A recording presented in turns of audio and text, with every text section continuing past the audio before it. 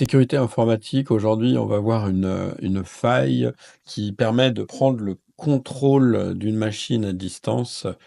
Ce que je vous montre là, c'est à titre informatif. Évidemment, vous n'avez pas le droit de prendre le contrôle d'une machine à distance si vous n'en avez pas la permission lors d'un pen test ou si cette machine ne vous apparaît pas, donc ne vous appartient pas. Faites attention à ce que vous faites. Les infos que je vous révèle ici sont juste à titre informatique. Je le fais dans le cadre d'une formation avec Try Hack Me. C'est un challenge qui m'a donné du fil à retordre. Donc je vous explique comment vous allez pouvoir le faire. Le but du challenge, c'était de uploader un reverse shell sur cette machine. Un reverse shell, donc ça vous permet de prendre le contrôle d'une machine distante et de faire tout ce que vous voulez ensuite. Et on exploite une faille. La faille que l'on exploite ici, c'est quand l'upload du fichier, donc là on va uploader un reverse shell, et c'est quand le contrôle de ce qu'on envoie, de ce que l'utilisateur envoie, est fait côté client. Quand il est fait côté client, les protections se contournent très rapidement. Donc ça, en termes de bonne pratique, en termes de dev, vous devez toujours faire vos contrôles côté serveur. Pour ça, j'ai utilisé mes connaissances et quand je savais pas, j'ai utilisé ChatGPT. Donc pour commencer, il nous faut un reverse shell. Le plus connu, c'est celui qui s'appelle Ubiquitous PEM Reverse Shell. Je savais pas où il est, donc j'ai demandé à ChatGPT où on pouvait le trouver. Il m'a donné une requête pour le télécharger. Donc sur mon serveur, hop, ici, donc j'ai une box Linux pour faire l'attaque. Donc là je vais dans le shell et je lance ma commande. Donc ça peut marcher. Hop. Ah, en fait j'ai déjà fait. Il est déjà ici. On va faire rem. On va supprimer le répertoire. Ok. Donc clone.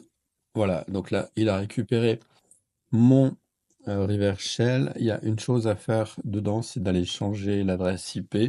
Donc le principe du reverse shell, c'est que le code, il est exécuté sur la machine distante et il vous rappelle. Il vous rappelle et après, bah, vous pouvez taper des commandes sur votre machine attaquante et vous avez le contrôle de la machine. Donc on va aller sur... Donc il vous faut des connaissances Linux minimales, un peu de connaissances réseau. C'est du niveau débutant. Il n'y a pas besoin du tout d'être un crack. Je suis pas du tout un crack. Donc, on va aller éditer le reverse shell. Et ici, il faut juste que je rajoute l'IP de ma machine. Là, c'est l'IP local, donc ça marchera pas. Si je laisse ça comme ça, ici, donc je mets l'IP de ma box d'attaque. Donc là, c'est 10.10.136.118. Ok, les machines que j'utilise ici, elles sont pas accessibles sur le réseau public, donc vous y aurez pas accès. Ok, je vérifie juste que j'ai bien mis l'IP, que j'ai pas fait de bêtises. Ok, elle est là. Donc, le but, c'est quand le reversal sera chargé et exécuté côté serveur, c'est qu'il rappelle ma machine. Donc, pour qu'il me rappelle, je lance un Netcat, c'est un écouteur réseau, et je garde le port qu'il y avait, 1, 2, 3, 4, c'était le port qui était dans le reversal, vous pouvez le voir en revenant en arrière. Ok, donc là, quand ça marchera, bah, ici, je pourrais taper mes commandes. Donc, comment on va s'y prendre? On va déjà voir si je peux uploader mon reverse shell. On va voir s'il est OK. Et là, voilà, on voit que le type de fichier n'est pas accepté. Alors, une première chose à faire, je vais vous montrer les étapes intermédiaires, parce que si je vous montre directement la solution, ça n'a pas beaucoup d'intérêt. Là, on va voir si on peut désactiver le JavaScript, et parce que parfois, on peut désactiver le JavaScript et le contrôle, ce qui fait que bah, ça devient hyper facile. Donc, JavaScript enable, là, je vais dire que je le veux à false. Donc là, si je rafraîchis ma page, Bah, le problème, là, c'est que JavaScript est désactivé, mais du coup, je peux plus rien faire. Donc, ça va pas. Il faut que je remette JavaScript. On pourra pas utiliser cette méthode. Parfois, ça marche. Ok. Faire reload. Ok. Donc, bah alors, on va aller regarder le code source, voir ce qui se passe dedans. Donc, dans le code source, on voit ici qu'on a le formulaire. OK. On voit pas de code JS. Si, on voit du code JS qui est là. Alors évidemment, comme j'ai déjà vu, je sais directement chercher. Donc ça, si on ne sait pas, ça prend un peu plus de temps. Et on voit ici qu'il y a un bet control. On voit qu'au moment du load, si c'est pas un fichier de type PNG, alors ça marche pas. Ok. Donc on a l'info. On sait que c'est un fichier de type PNG. Donc maintenant, on a plusieurs façons d'aller intercepter ça, d'aller de faire passer ce que je veux. Je vais vous montrer les deux méthodes qu'on peut utiliser. On utilise un logiciel qui s'appelle Burp, Burp Suite, qui permet d'intercepter les requêtes et de les modifier. Pour ça, vous avez besoin sur Firefox d'une petite extension qui est déjà installée ici, qui est Burp. Burp agit comme un proxy, c'est-à-dire que toutes les requêtes, elles passent par lui avant d'être envoyées sur le serveur et on peut les analyser et ou les modifier. Donc là maintenant, je vais lui dire, on passe par Burp. Toutes les requêtes passent par Burp. Ok, si je reload ma page, ça change rien, d'accord. Maintenant, je vais lui dire d'intercepter les requêtes. Ok, j'intercepte, je reload la page et là, on voit qu'il est toujours en attente puisque la requête, elle est bloquée ici. Je fais un clic droit et je vais lui dire d'intercepter la réponse à cette requête. Voilà, là je fais un forward pour envoyer le paquet. Voilà. Et là, je retrouve donc ma page HTML. C'est la même que qu'on a vue tout à l'heure ici. Bah, sauf que là, elle est bloquée. Donc c'est la même. Elle n'a pas été encore envoyée au browser. Là, elle est interceptée dans l'outil. Et là, ce qui va m'intéresser, c'est bah, je vais enlever cette ligne-là ou je vais la mettre en commentaire. C'est celle qui réalise le contrôle. Je fais, j'enlève l'intercept, hop, et là, c'est renvoyé au browser. Je fais un clic droit, je regarde le code source et ça n'a pas marché. Ok, je vais recommencer. Donc, j'intercepte, je rafraîchis, je lui dis intercepte la requête à cette réponse. Je balance, forward, je fais ça. J'avais oublié de faire forward tout à l'heure. Forward, c'est envoyé, j'enlève l'interception. Et maintenant, je retourne. Ok, donc on voit que le contrôle a bien disparu. L'appel au JS qui faisait le contrôle n'est plus là. Donc maintenant, si je fais select file, mon PHP qui tout à l'heure était refusé, open, voilà, là il dit rien, upload. Bim, ça y est, le euh, fichier a été téléchargé et il me reste plus qu'à aller l'appeler. Avant qu'on fasse ça, je vais vous montrer la deuxième manière de contourner la protection. Et après, on verra comment exploiter ça. Donc, la deuxième manière, on va aller ici. Je vais dupliquer mon fichier.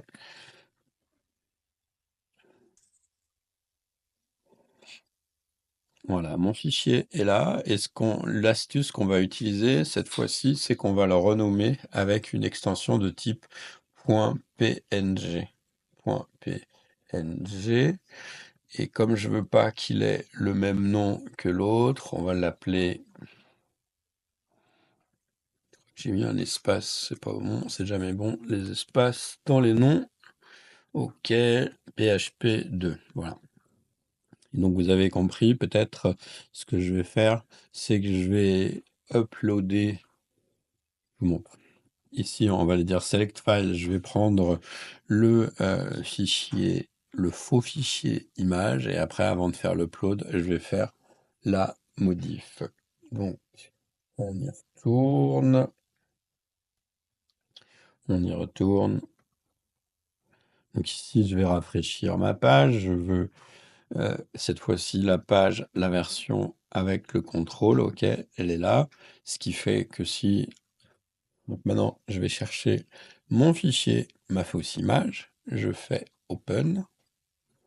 OK.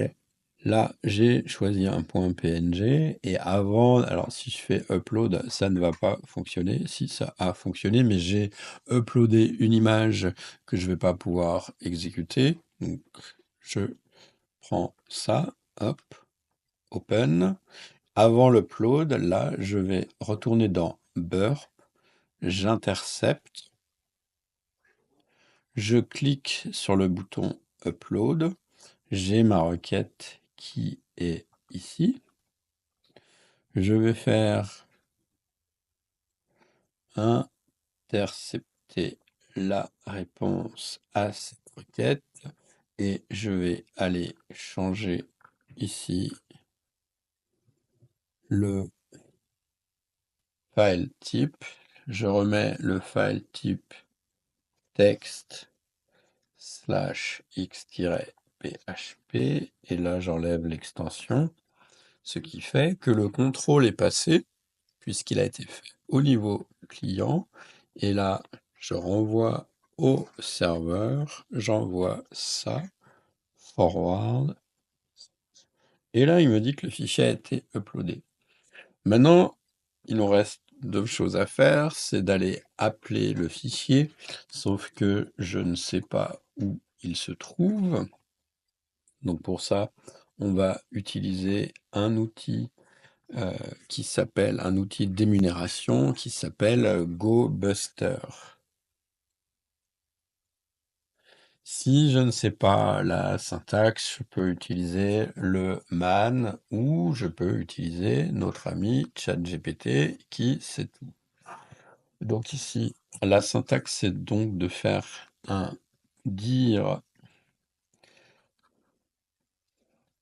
Donc la syntaxe, on l'a. Hop. Un dire avec le serveur que je souhaite analyser. Ici, paste. OK. Bon, il manque le moins U et il me manque aussi une liste de mots. Donc, j'ai demandé ici, j'ai demandé à l'ami où est-ce que je peux trouver une liste de word list les plus courants et il m'a dit voilà, c'est ça qui est le plus courant. Il me donne aussi ChatGPT. Il peut me dire également où les télécharger, donc dans USR Share Word List. Donc je rajoute ici -w, donc USR Share Word List et là c'est celle donc dans dir B, OK, et les plus communs, c'est dans Common. Et donc là, il fait une recherche de tous les endroits les plus courants. Et là, probablement que mes images, elles sont stockées ici. Donc je retourne sur mon serveur. Ici, à la fin, je vais rajouter image. Image. Alors j'ai déjà testé avant, donc elles sont là. Il y a celles qu'on vient de faire ensemble. On voit là, j'avais pas tout à l'heure, l'erreur que j'avais fait, c'est que j'avais pas enlevé l'extension, ce qui fait qu'il est en type image et que ça me sert à rien, que ce n'est pas appelable. Donc, du coup, quand j'appelle mon reverse shell, comment je l'ai... mon reverse shell, comment je l'ai appelé là, le dernier, là, les derniers que j'ai fait, ça doit être celui-là. OK, je le lance et je vais voir ici. Voilà, on voit la commande netcat. Je suis sur le, la machine distante. Et donc après, j'ai le contrôle et je peux faire tout ce que je veux. Donc voilà, j'insiste vraiment, quand vous faites des applis, vous faites les vérifications côté client et non pas côté vous faites les vérifs côté serveur et non pas côté client, ça vous évitera, des problèmes. Si, on regarde là, ici, si j'interromps la connexion ici, hop, hem, on voit que le reverse shell ne tourne plus. C'est une bêtise, qu'est-ce qui se passe? C'est qui répond? Heu,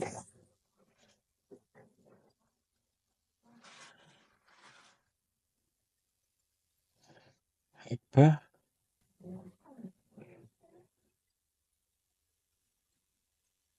voilà, donc finish.